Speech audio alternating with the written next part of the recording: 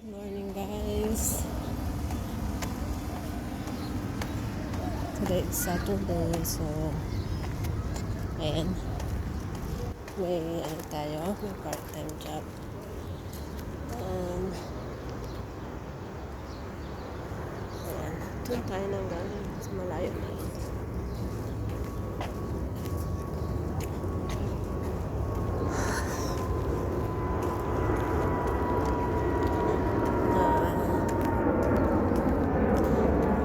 Nilakad ko lang, so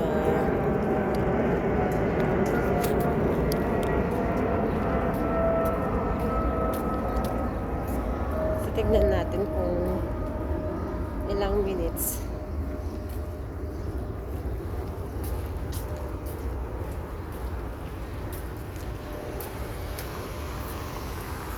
Ayan, guys.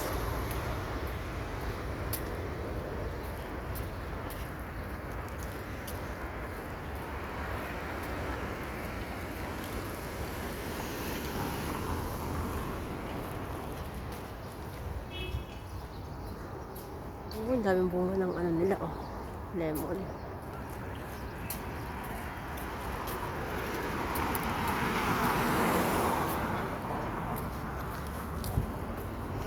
Wow, ang daming dates.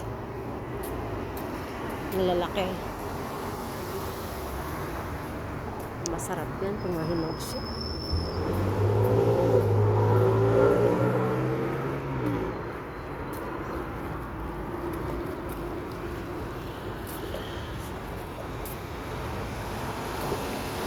Sabado na, Sabado ngayon, so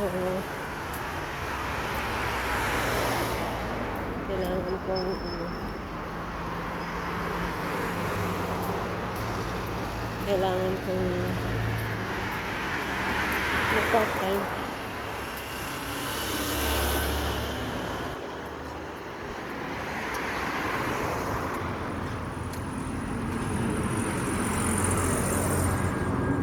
Kasi next month, July, August, walang school, so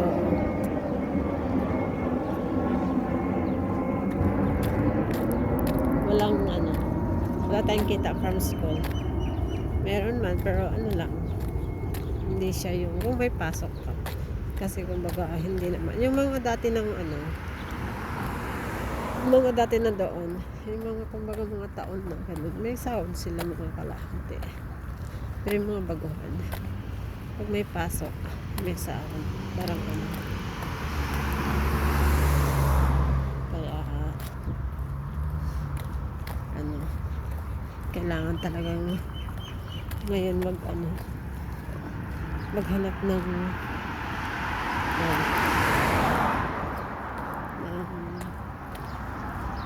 dagdag na kita, yung pagkakakitaan talaga kita. So, buti pa yung mga nasa bahay, yung mga nagtatrabaho sa bahay, guys, yung mga nagtatrabaho talaga sa loob. Kasi ano yun, kumbaga tuloy-tuloy ang sahod. Pagkasakit lang sila or tuloy-tuloy ang sahod.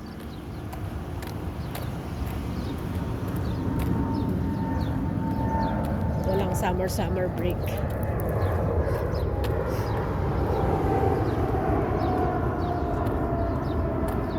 Libre lahat, libre ang bahay, libre ang pagkain, libre ang gamit sa katawan, pero depende rin naman kasi may mga amo din na minsan hindi namimigay ng mga gamit sa katawan, ng personal hygiene. Minsan may mga madamot din sa pagkain.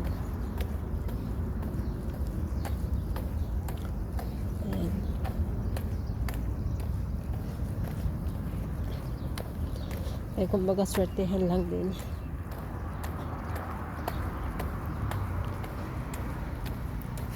Kung nasa labas ka naman, ang naman kasi pag nasa labas, malaya ka, yung kahit hanggang anong oras kang magtrabaho, at least may bayad ka hanggat kaya mo, kung masipag ka at madiskarte, yung hindi ka pumipili ng trabaho. So kumbaga mas mas maganda yung nasa labas. Pero kung maarte ka, mimili ka ng trabaho, wala. Yung sa bahay naman, minsan kasi sobra-sobra rin sa bahay ang pagtatrabaho nila. Hating gabi na, alas 12, alauna. Alas 2 ka na matutulog. Lalo na pag may bisita. Gusto hindi ka makakatulog ng pag may bisita. Kahit antok na antok ka pa.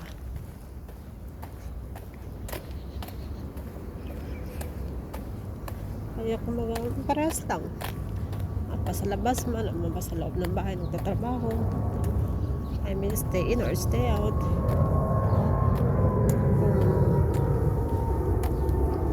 Kung hindi i-handle, kumbaga, parang diskarte lang ba.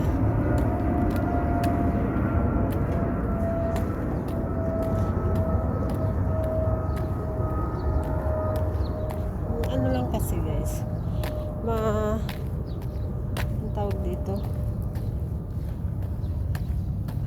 katulad ko na ayan, ang ganda ng halaman, ang ganda ng bulaklak,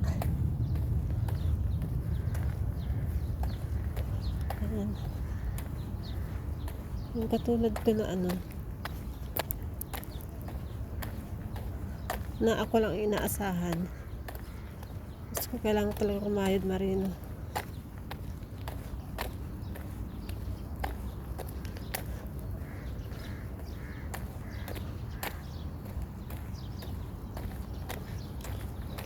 Pero kung may mag-offer sa akin ng malaki sahod, di ba okay na lang, di ba alam nang magtrabaho sa loob ng bahay. Basta malaki yung sahod. At libre naman lahat. So mas mabuti na sa loob ng bahay.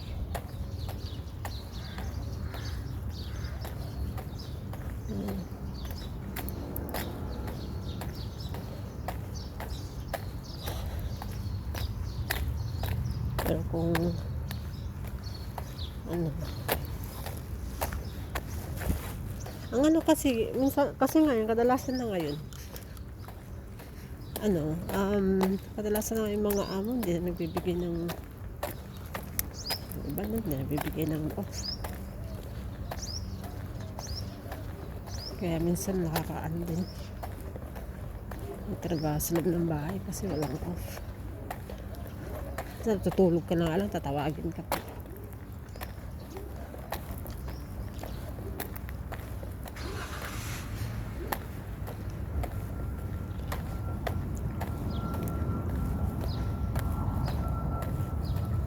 Okay lang. Ayan guys, malapit na ako.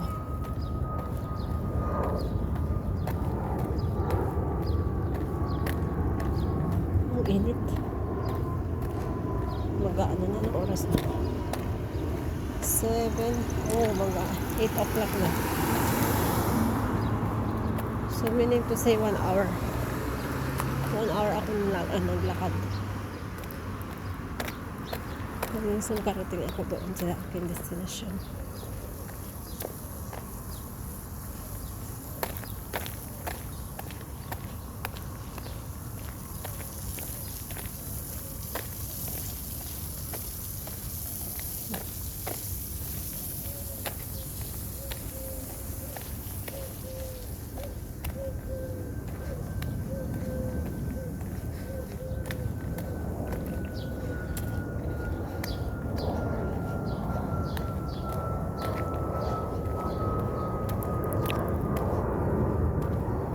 Mainit talaga.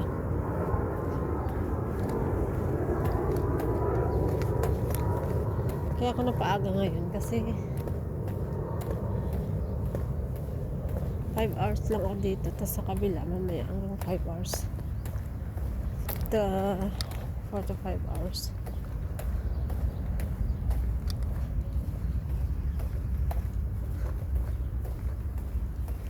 So bukas available ako maghapon. Hanggang gabi available ako. Wala akong may rest. So makapag-rest ako. Kasi Eid na bukas. So Walang pasok sa school. 3 days. Basta may rest time naman ako.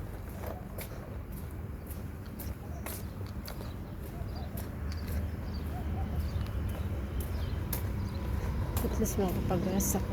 Makakatulog. Ayan guys. Hi.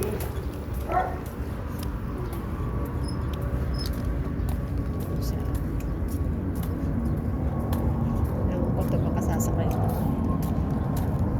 Sasakay siya ng tatakbo tayo. Buti pa siya may bike. May e-bike. Ako wala. Jogging si kuya. O nag-ano siya.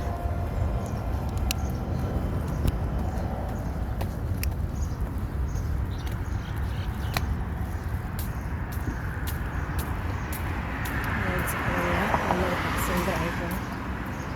Ayan yung taxi driver. Kasi daan sa ano. Tabi ng news. Para mas malapit. And ayan.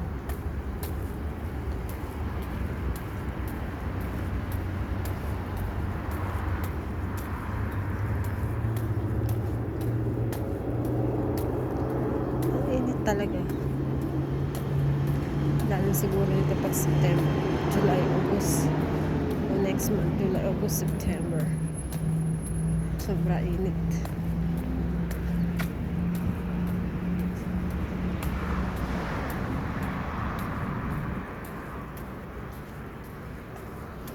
Ang ganda ng lago ng Alaan Pool. Bagong libansan.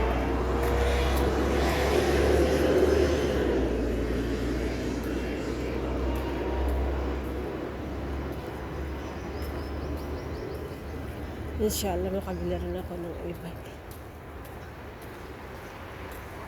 Nakabili naman na sana ako, kaso na-scam ako, Diyos ko. Hanggang hindi pa binabalik yung pera ko.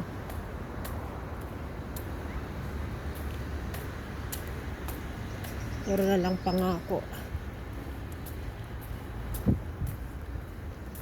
Puro na lang pangako.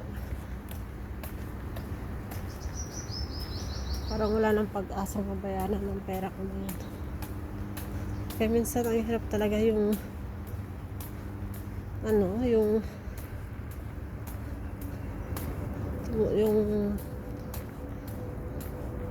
magpahiram ka tapos hindi rin naman binabayaran.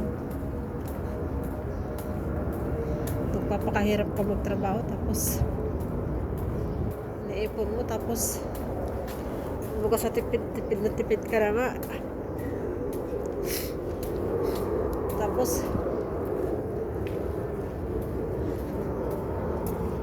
yun ang ngailangan, pahiramin mo, hindi rin naman nagbabayad.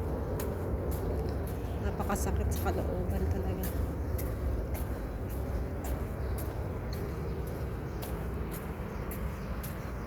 Masakit pa yung taong pinagkakatiwala mo, yung pa yung manloloko sa'yo. Kaya ingat-ingat lang mga kapatid. Ang hirap na talaga magtiwala ngayon.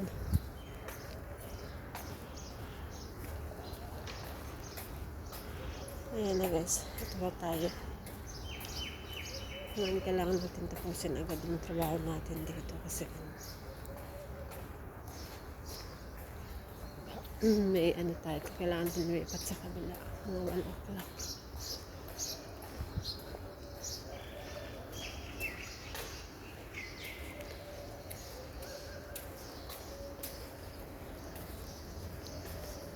Ayan.